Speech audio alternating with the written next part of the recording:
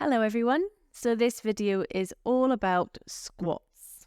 So squats are really important and it's a movement that we want to be able to maintain throughout our whole life. And it's a part of my movement assessment when anyone comes to see me in my clinic. And it shows me how you're using your body, how you're sharing your forces between your ankles, knees, hips, trunk. And so we're going to go through lots of information today for you to think about when you squat, to perhaps make your squat feel a bit easier, a bit softer, a bit stronger, or maybe even to take the pressure away from your knees, perhaps if you've got grumpy knees, etc., etc. So see what you find, have a play around with these movements, and hopefully your squat will feel a bit better. So then, let's think about just a normal, neutral, natural squat. We want to be able to simply fold our body down and push our body back up with ease. So without any much effort at all, I'm breathing throughout, I'm keeping everything quite soft, and hopefully I look like I'm sharing my forces between all my joints. Okay? So, the things to think about, we'll start with the feet.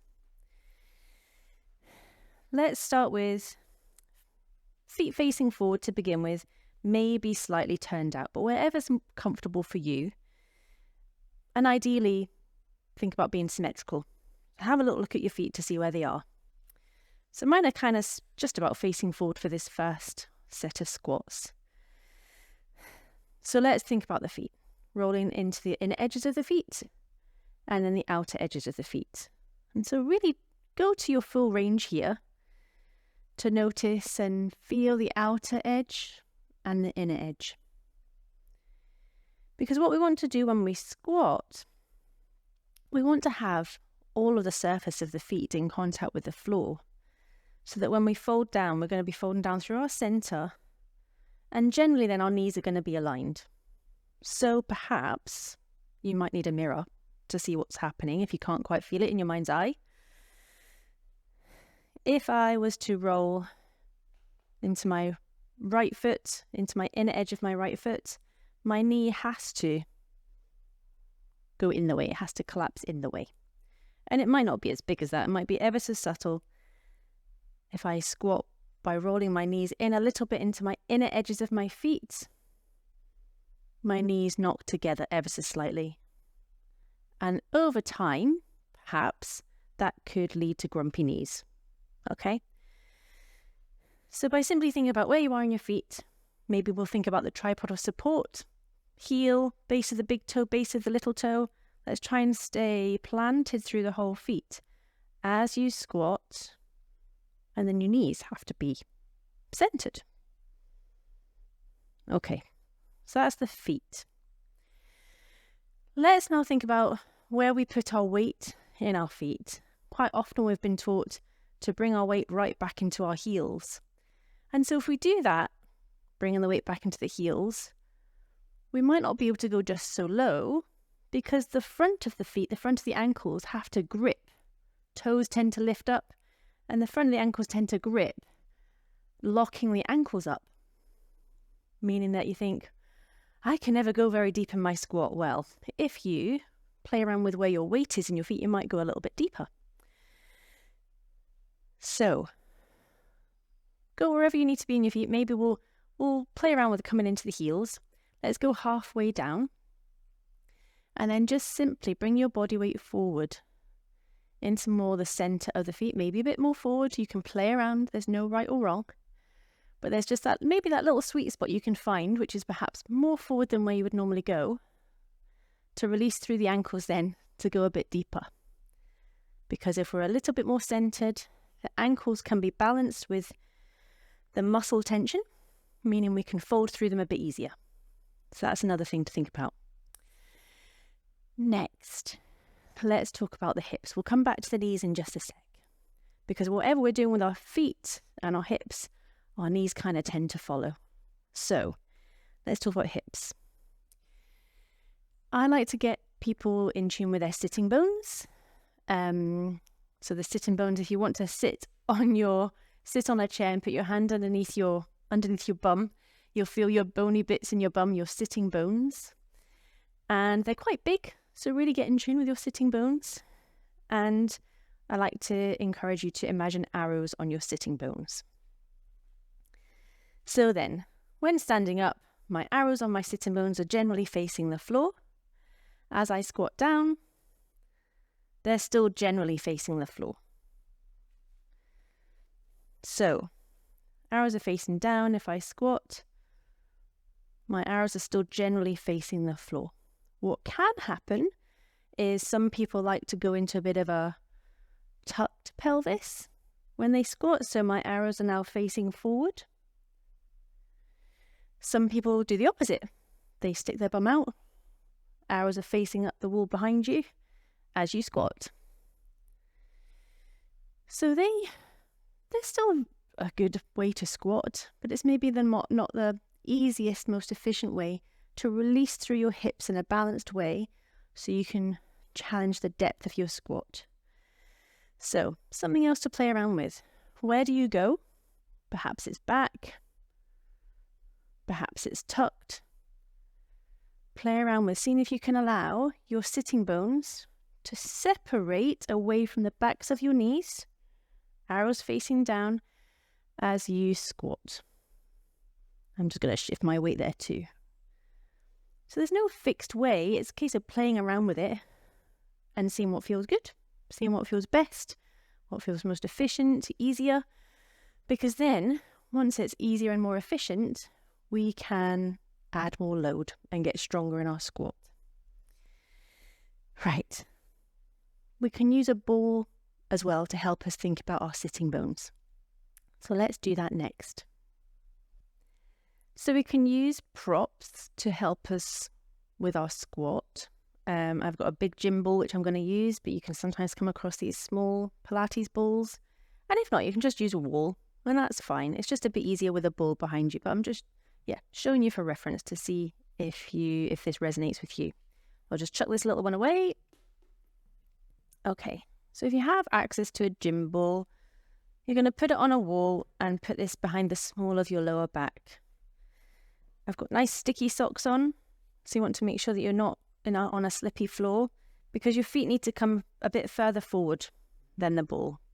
And so in this position, you're going to think about where your trunk is and where your arrows are.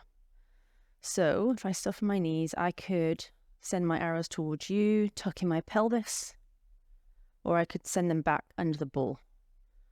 So if I tuck them towards you, my spine's not in neutral, it's flexed. And if I send them behind me, my spine's extended. So if we want a bit of balance before we get going with our squat, we're going to have our arrows facing the floor. We're going to maintain that. Our trunk's going to stay upright, and then it's all about the legs. It's all about the hips folding straight down and back up again. Straight down and back up. So I want to draw your attention to a few things that's happening. My feet are facing forward. I'm planted on a neutral feet. So my knees are hopefully shining forward when I squat. My weight is level from side to side. And I'm allowing my joints to fold and press the floor away to come back up. So many times I see people gripping and working really hard as they go down into their squat. Your muscles are going to catch you. So you're going to fold, allow yourself to fold.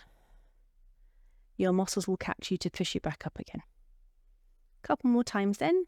Trunk is upright. My spine is in the middle somewhere. I'm folding, my arrows are shining down. Sometimes coming back up, the arrows might go somewhere else. They might go forward, or they might want to go back. But you're going to practice a neutral squat. Arrows straight down and back up again. And this is mostly about the hips. My knees, they're staying nice and neutral. So it's a nice way to practice the folding of your hips, knowing where your arrows are going to. So we've thought about feet, ankles, hips, points, our arrows. Let's think about our trunk next. So our trunk being head on top of our rib cage, which sits on top of our pelvis, this whole bit here. With our squat, we are aiming to carry our trunk up and down, as simple as that. So my legs are folding, my trunk's coming up and down with it. There's a few things that can happen in that mix though.